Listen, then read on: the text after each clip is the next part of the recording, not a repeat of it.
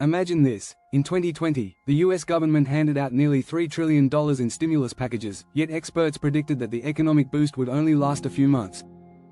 By the time it was over, the national debt had surged past $27 trillion. And here's the kicker, only a small percentage of that money made its way to the people who needed it most. What if I told you that politicians aren't always acting in the best interests of the economy, but rather, in their own self-interest? That the so-called economic solutions they offer are often designed to make them look good or keep them in power, even if it means hurting the average citizen in the long run? Shocking, right? In this video, we'll explore how politicians manipulate the economy for their own gain.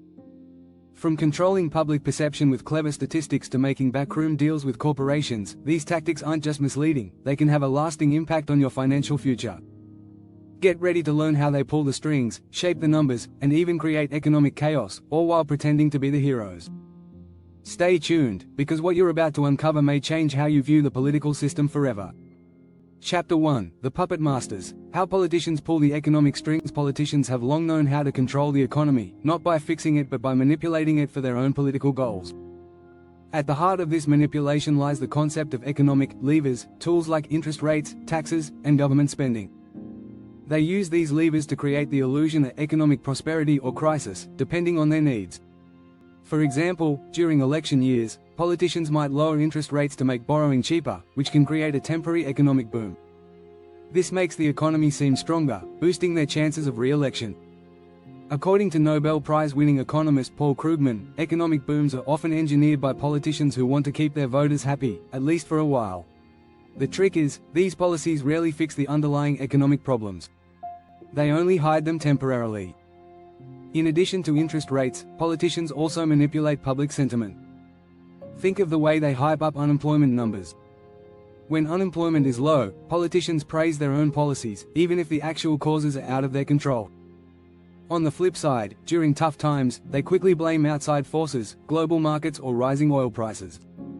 It's all part of the game of perception. As former Federal Reserve Chairman Alan Greenspan once said, the greatest tool a politician has is the ability to shape public expectations. Chapter 2: Smoke and Mirrors. The deceptive game of economic forecasting. Economic forecasting is a political game, not an exact science. Politicians love to use it to their advantage, predicting future growth or doom based on their current agenda. These forecasts often sound convincing, but they are often tailored to fit the narrative they want the public to believe. Take the 2008 financial crisis, for example. While many experts warned about the impending crash, politicians continued to promise economic stability. When it hit, they quickly distanced themselves from any blame, claiming the crisis was caused by factors beyond their control. One of the most common tactics is adjusting economic indicators like GDP growth or inflation to match their desired outcomes. In the US, politicians will often adjust GDP data to show growth where there isn't any. According to economist Thomas Piketty, economic data is often massaged to hide uncomfortable truths about inequality or poverty. This practice makes it harder for the public to grasp the real situation, letting politicians spin a different story. Chapter 3: The Hidden Tax. How political decisions inflate your cost of living. The average citizen may not realize that many of their everyday costs are inflated by political decisions. Whether it's tariffs on imported goods, cuts to public services, or changes to tax laws, politicians often make choices that directly affect the cost of living. For instance, when tariffs were imposed on Chinese goods in 2018, the cost of electronics, clothing, and food rose for millions of Americans. Politicians claimed the tariffs would help domestic manufacturers, but many workers ended up paying the price with higher prices. At the same time, politicians sometimes offer tax breaks or incentives that seem helpful, but they only serve to shift the tax burden onto other areas. Consider the so-called tax cuts that have been passed over the years. The cuts typically benefit the wealthy more than the average worker, exacerbating inequality. Economist Joseph Stiglitz argues, the hidden tax on the poor is a direct result of political decisions that favor the rich. Even when politicians claim they are cutting taxes, they often leave the middle class with the short end of the stick. The rich can shelter their income with loopholes, but everyday families feel the bite of higher costs in their grocery bills and gas prices. Don't forget to subscribe to get more insights into how politics affects your wallet. Chapter 4: Crony Capitalism. When politics and corporations collide. When politics and corporations mix, it's often a recipe for disaster, especially for the economy. Crony capitalism, where politicians and corporate giants form mutually beneficial relationships, is one of the most insidious forms of manipulation. Corporations often lobby for favorable regulations or tax cuts that allow them to increase profits at the expense of consumers. In return, these companies donate large sums to political campaigns, creating a cycle of influence that benefits both sides. A clear example is the bailout of Wall Street banks during the 2008 crisis.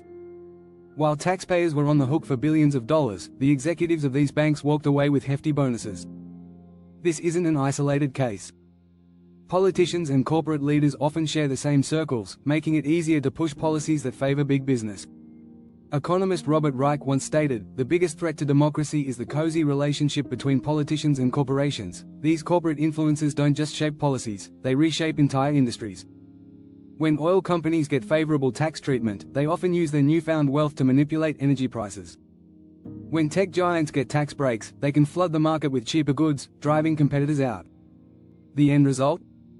Less competition, higher prices, and a market that's rigged against small businesses.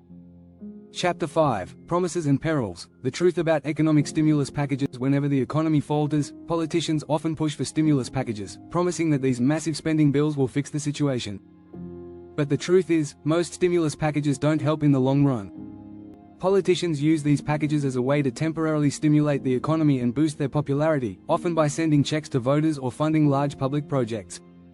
While the immediate effect is a boost in economic activity, the long-term effects can be disastrous. Take the US stimulus checks during the COVID-19 pandemic. While they helped people stay afloat during a time of crisis, they also created a massive increase in national debt. Politicians often tout the short-term gains, but they rarely address the long-term consequences of these spending sprees. As economist Milton Friedman once said, "Nothing is so permanent as a temporary government program." Politicians also tend to use stimulus spending as a way to reward their political allies. By funneling money into pet projects or areas where they have strong support, they create a cycle where the economy is temporarily boosted but never fully repaired. In the end, the bills often get passed without a clear plan for how to repay the debt, leaving future generations to handle the consequences. Chapter 6: Bait and Switch. The political smokescreen behind fiscal policy. Politicians are experts at creating a smokescreen around complex fiscal policies. Whether it's public debt, tax reform, or social welfare programs, they craft policies that sound good on the surface but come with hidden costs. Often, these policies are used to distract the public from more pressing economic issues. For example, politicians will announce major tax cuts for the middle class, only to fund them by cutting vital services like healthcare or education. They claim these cuts will help create jobs, but the reality is that they often increase inequality. As economist Amartya Sen pointed out, fiscal policies are often used to mask the real issues of inequality, and that's where the manipulation occurs. Another tactic is creating confusion around national debt. Politicians will claim that borrowing money now will pay off in the future, but this is rarely the case. In reality, excessive borrowing can lead to a weaker currency and higher inflation. Politicians may use the debt to finance their policies, but the long-term damage can be severe.